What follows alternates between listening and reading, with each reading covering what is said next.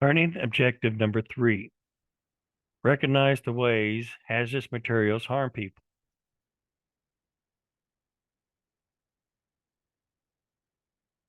How can hazmat harm you? They may affect your health if they contact or get into your body. May cause harm by their behavior and or physical properties. To safely mitigate hazardous materials, you must understand the variety of hazardous materials you encounter, potential health effects for materials, and the physical hazards associated with them. Knowing some of these basic concepts will help prevent or reduce injury, loss of life, or environmental or property loss.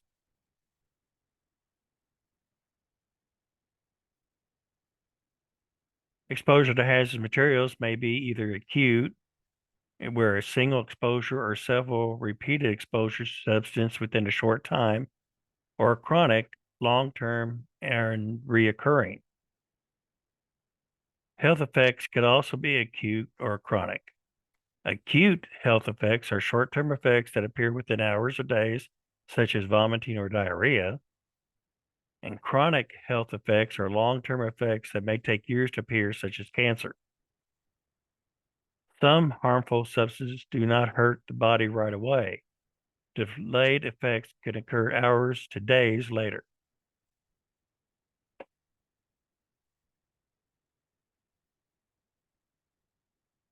For routes of entries, they're also called routes of exposure. The main ways hazardous materials can enter the body and cause harm are inhalation, ingestion, absorption, or injection.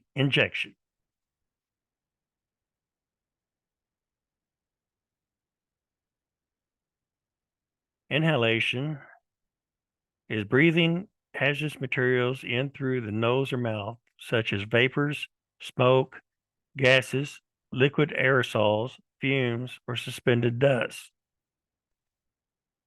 When hazardous materials presents an inhalation a threat, respiratory protection is required. Inhalation is the most common exposure route.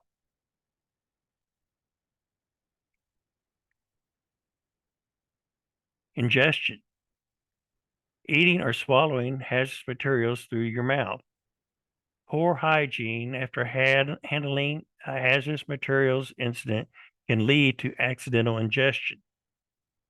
Hand washing is very important to prevent accidental ingestion of hazardous materials.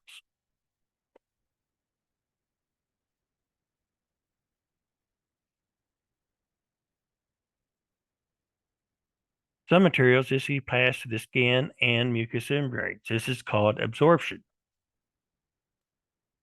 These materials pass easily through mucous membranes or areas where the skin is the thinnest, allowing the least resistance to penetration, such as eyes, nose, mouth, wrists, necks, ears, hands, groins, or underarms. Many poisons are easily absorbed into the blood. Others can enter the body easily if you contaminate or if you touch contaminated finger to the eye.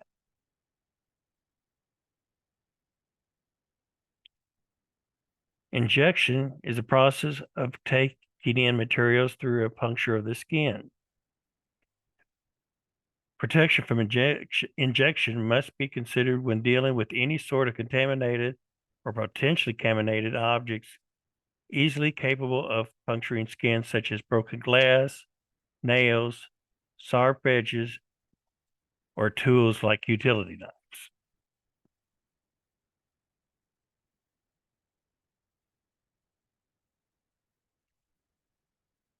There are 3 mechanisms of harm. Each one's a different way to categorize hazards presented by hazardous materials such as toxicity or physical hazards. Some hazards may be unrelated to the hazmat itself. The primary mechanisms of harms is energy release, corrosivity, and toxicity.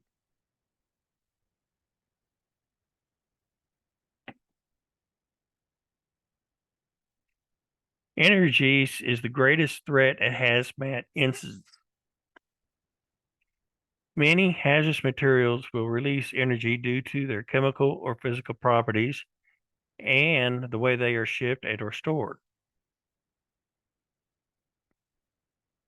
At hazmat incidents, you should always be aware of heat or heat hazards that are caused or that are also called thermal hazards are common at hazmat incidents. Hazardous material can cause temperature extremes, fire explosions involving flammable liquids, explosive materials can cause burns.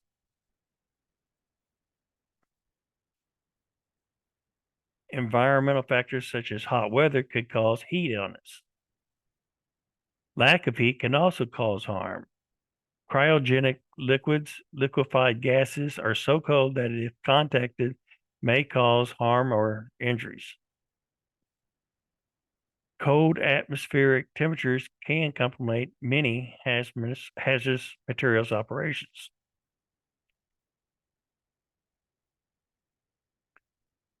Mechanical energy, they're possessed by they are possessed by objects due to their motion or position. At hazardous materials incidents, emergency responders can be injured by flying or following objects.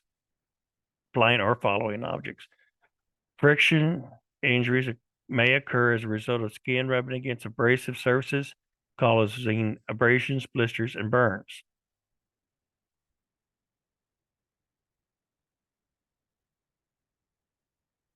Hazardous materials stored under pressure can release violently if the containers are damaged or mishandled. When released, materials expand rapidly, spreading chemical hazards very quickly over a potentially large area.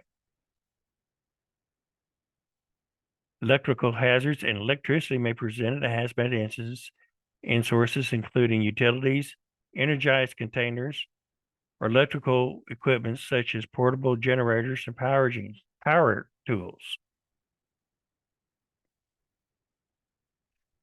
When hazardous materials undergo chemical reactions, they release chemical energy. Some materials react violently when exposed to water. Not all chemical reactions result in flames or explosions. Some chemical reactions release heat, some use heat, some create new hazardous materials with hazards differing from original materials.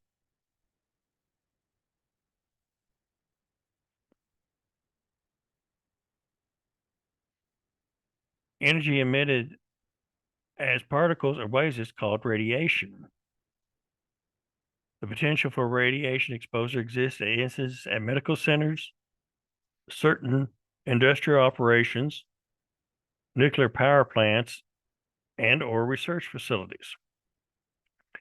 Terrorist attacks may also be a potential for radiation exposure.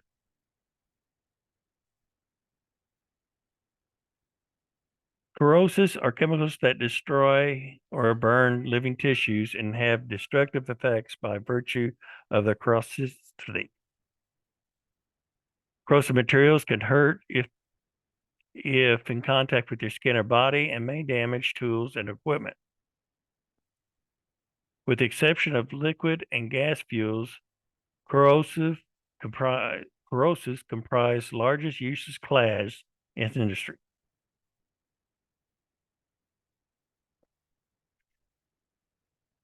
Chemicals are biological substances that cause sickness, illness, or injury by doing damage on the molecular scale when in contact with the body is called toxic.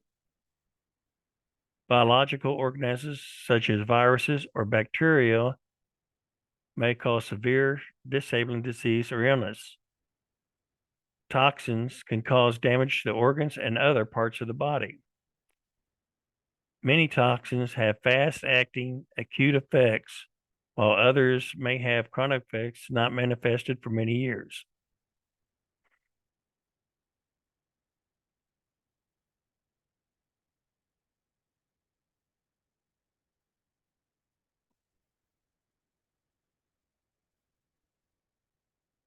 This concludes objective number 3.